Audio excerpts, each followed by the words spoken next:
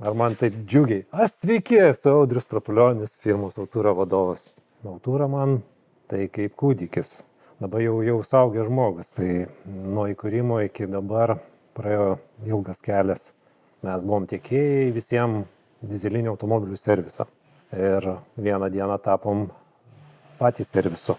Atrodo paprastai tas tapom servisu. Tai buvo mąstyta, galvota.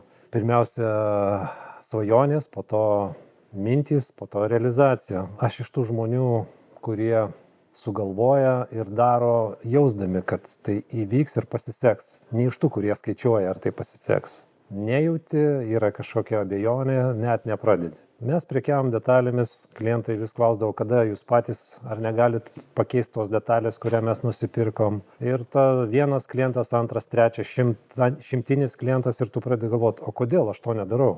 Ir tau, bum, darom. Kai pradedi galvoti, kad reikia daryti, sukrenta kortos taip ant stalo, kad tau nėra pasirinkimo. Tu darai arba darai ir viskas. Ir mes tą padarėm.